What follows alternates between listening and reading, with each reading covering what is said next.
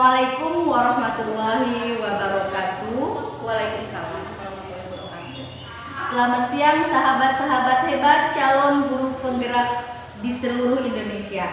Hari ini saya Eti Mulyati, calon guru penggerak angkatan 7 Kabupaten Kuningan, akan melakukan wawancara pra-observasi bersama rekan saya Rika Herawati.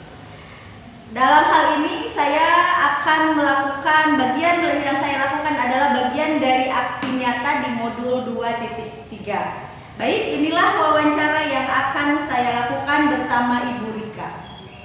Assalamualaikum Ibu Rika, selamat siang. Waalaikumsalam, selamat siang juga. Bagaimana kabarnya hari ini, Bu? Alhamdulillah hari ini saya baik-baik saja.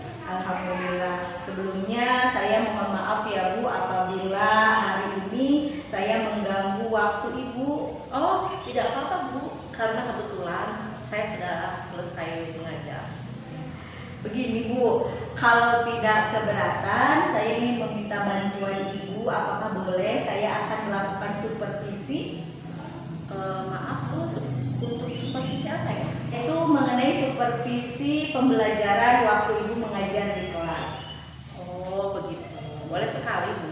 Kebetulan saya juga butuh masukan dan motivasi dari rekan kerja saya untuk meningkatkan kualitas pembelajaran saya. Iya, Bu. Kita berbagi aja ya Bu ya, sharing Iya. saja. Iya. Iya, jadi kira-kira kapan ya Bu Ibu bersedia di supervisi? Bagaimana kalau besok Bu? Baik, boleh Bu, saya mengikuti waktu Ibu saja. Sebetulnya gini Bu, saya mempunyai masalah di kelas. Ketika pembelajaran, murid-murid saya sepertinya itu kurang bersemangat dan sering ngobrol dengan sesama temannya. Nah, ketika Ibu menghadapi hal tersebut, berarti kan Ibu menghadapi masalah ya Bu ya?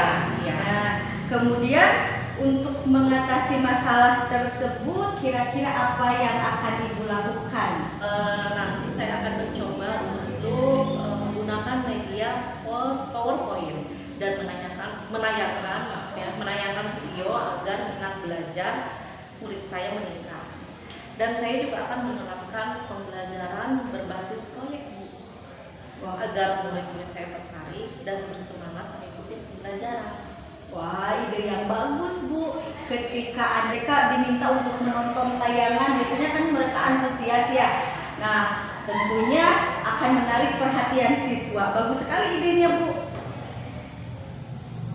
Ya harapan saya juga seperti itu Bu. Jadi supaya anak lebih bersemangat lagi belajarnya, merasa senang ketika pembelajaran, jadi tidak ada rasa suntuk gitu. Betul Bu, saya setuju tentang hal itu. Nah, Ibu kan sudah mempunyai rencana untuk memperbaiki kegiatan pembelajaran. Tujuannya apa dari kegiatan pembelajaran yang akan Ibu laksanakan besok? Begini Bu, dengan mengamati gambar dan video, membaca teks, serta berdiskusi, siswa itu mampu menyajikan karakteristik ruang dan pemanfaatan sumber daya alam di lingkungan sekitar mereka dengan benar. Dengan mengamati gambar dan video, siswa mampu menyajikan serta mengapresiasi karya seni dengan benar. Contoh misalnya karya poster atau reklamasi. Luar biasa sekali Bu tujuan pembelajarannya. Jadi area pengembangan yang ingin dicapai oleh Ibu itu ketika saat pembelajaran nanti apa saja Bu? Pengembangan yang pertama yaitu memperdalam pengetahuan murid tentang karakteristik ruang dan pemanfaatan sumber daya alam. Dan yang kedua, membuat karya seni berdasarkan karakteristik hewan dan bangsa. Seperti itu ya Bu ya? Ya, atau tidak hanya karya seni ya Bu. Di sini kan kebetulan kelas 6 itu ada pembelajaran tentang reklamasi. Jadi kita bisa dengan membuat poster. Ya, seakan anak-anak suka tuh kalau dia kegiatan menggambar. Ketika diinformasikan ada kegiatan menggambar, keren Iya, sekali ya seperti itu ya. Baik. Terus untuk mewujudkan tujuan dan tadi area pengembangan yang sudah Ibu sebutkan tadi, kira-kira strategi apa yang sudah Ibu siapkan? Saya pertama-tama itu akan menggunakan pendekatan saintifik, yaitu menggunakan model pembelajaran berbasis project atau project based learning, biasa disebutkan dengan PJBL ya. Menampilkan gambar dan video hewan dan karakteristiknya di lingkungan sekitar, menggunakan bahan ajar berupa PowerPoint, alat peraga, dan AKPD. Banyak sekali ya yang harus disiapkan ya. Tentunya hal tersebut karena kita menginginkan anak itu aktif di kelas, yang tertarik dan mereka senang belajar di kelas. Iya, betul. Dalam pendekatan saintifik, langkah apa saja yang murid lakukan ketika mengikuti pembelajaran tersebut? Pendekatan saintifik atau lebih kita kenal dengan 5M. Pertama, mengamati. Di mana mengamati itu bisa dengan membaca, mendengar, menyimak, melihat, dan lainnya. Yang kedua, menanya. Yang membuat menanya yaitu membuat dan mengajukan pertanyaan. Ketiga, mencoba, yaitu melakukan eksplorasi dan mengumpulkan informasi. Keempat, menalar atau mengasosiasi, yaitu membahas hasil pertemuannya dan menyusunnya dalam bentuk laporan sederhana. Nah, yang terakhir nih, yang kelima, mengkomunikasikan, yaitu menyajikan atau melakukan presentasi hasil kegiatan belajarnya. Jadi anak itu harus bisa membacakan hasilnya. Jadi ya anak itu harus PD-nya tumbuh, percaya dirinya tumbuh. Jadi tidak hanya udah kamu aja, semua itu harus bisa. Luar biasa, keren Bu. Saya sudah membayangkan ini waktu nanti pembelajaran Bu, anak-anak sangat aktif sekali ya. Satu lagi ya Bu ya, ini mohon maaf nih kita ngobrol santai saja ya sebelum kita ke pelaksanaan observasinya. Satu lagi yaitu tadi kan Ibu menyebutkan akan menggunakan strategi pembelajaran berbasis proyek ya, yang PBL itu ya. Ya. Nah, langkah apa saja yang akan Ibu lakukan ketika pembelajaran dengan menggunakan strategi ini Bu? Nah, ini dalam menerapkan pembelajaran berbasis proyek atau PJBL ada 6 fase atau langkah-langkah yang harus dilakukan diantaranya. Yang pertama, penentuan pertanyaan mendasar. Yang kedua, mendesain perencanaan proyek. Yang ketiga, menyusun jadwal pembuatan proyek. Yang keempat, memonitor keaktifan dan perkembangan proyek. Kemudian yang kelimanya, menguji hasil. Nah, yang terakhir, mengevaluasi pengalaman belajar dari siswa. Bagus sekali Ibu pemaparannya ketika saya mengobrol hari ini, sekarang ini. Ternyata ketika Ibu menemukan masalah di kelas, Ibu sudah bisa memunculkan ide-ide dan solusi yang akan dilakukan Ibu untuk memperbaiki hal tersebut. Bagus sekali Ibu, saya salut. Ya Bu, saya terima kasih. Awalnya saya bingung untuk mengatasi permasalahan tersebut dan secara ragu untuk mencoba menerapkan strategi. Apa sih pembelajaran yang sangat berbeda? Itulah pentingnya kita berdiskusi ya Bu ya. Jadi kita bisa berbagi permasalahan dan pemecahan masalahnya. Ya betul sekali Bu. Setelah saya sharing nih, kita ngobrol berdua nih dan berdiskusi dengan Ibu, saya menjadi lebih termotivasi, lebih bersemangat lagi untuk mencoba hal-hal baru untuk diterapkan dalam kegiatan pembelajaran. Baik Ibu, terima kasih atas waktunya. Mudah-mudahan tadi apa yang sudah direncanakan ketika nanti dalam pelaksanaannya betul-betul sesuai dengan tujuan, strategi, dan juga membuat anak senang belajar dan pembelajaran yang Ibu berikan itu berpihak kepada murid. Mudah-mudahan besok tidak ada halangan, kita bisa melakukan supervisinya di kelas ya Bu ya. Iya Bu, sama-sama. Semoga segala kegiatan kita dilancarkan. Amin, amin ya rabbal alamin.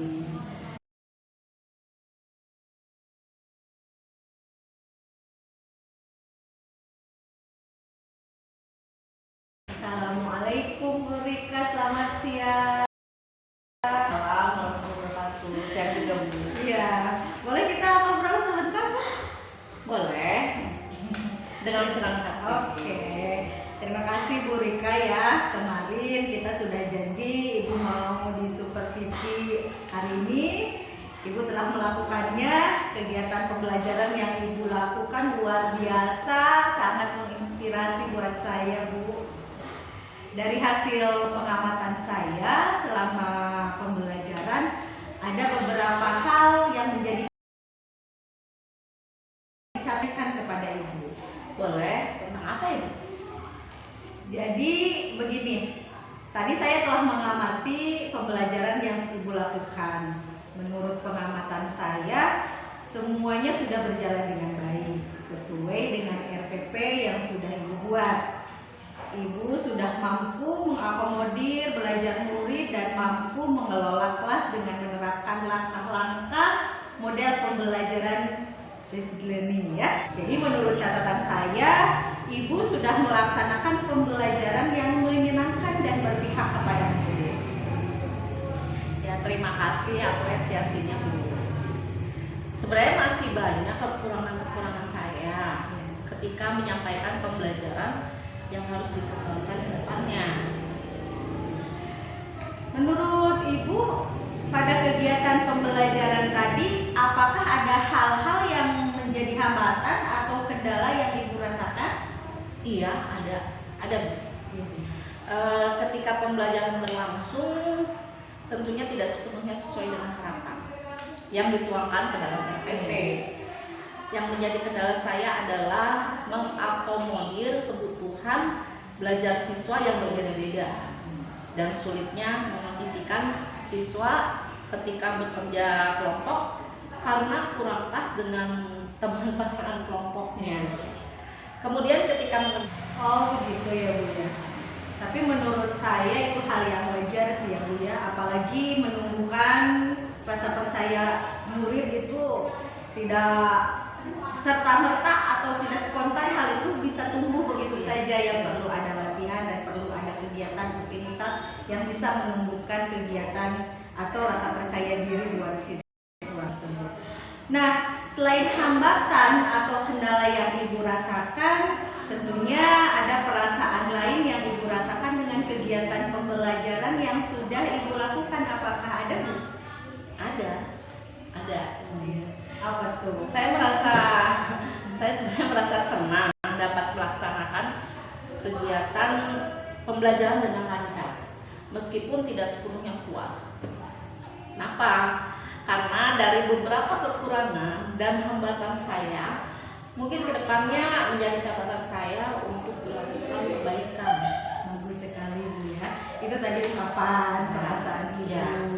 Kalau dari respon anak-anak atau murid-murid, kira-kira bagaimana perasaan mereka setelah menggunakan model pembelajaran berbasis proyek yang Ibu lakukan?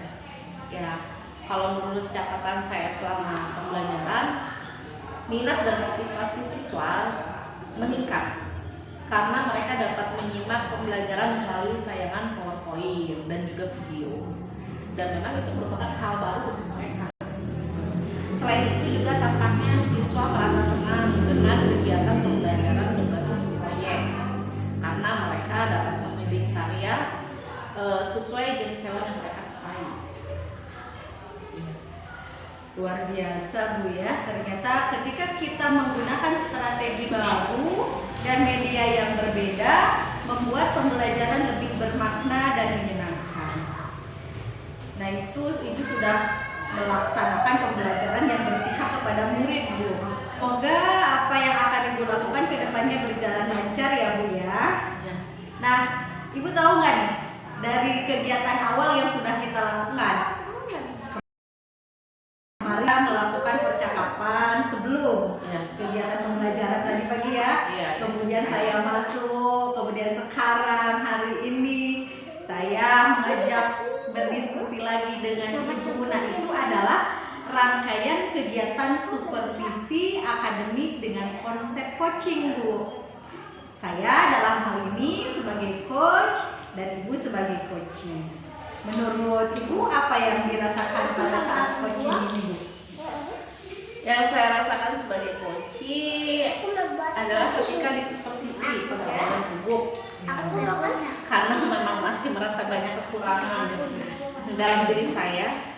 Namun setelah berjalannya kegiatan percakapan, saya merasa lebih santai dan tidak merasa tertekan dan bebas mengutarakan permasalahan saya.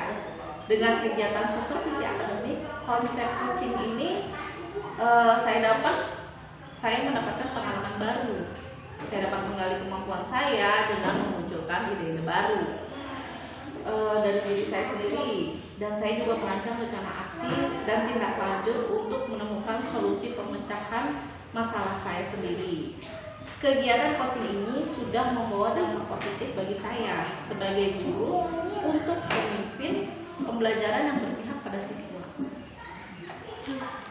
Baik, gugup ya, Bu ya.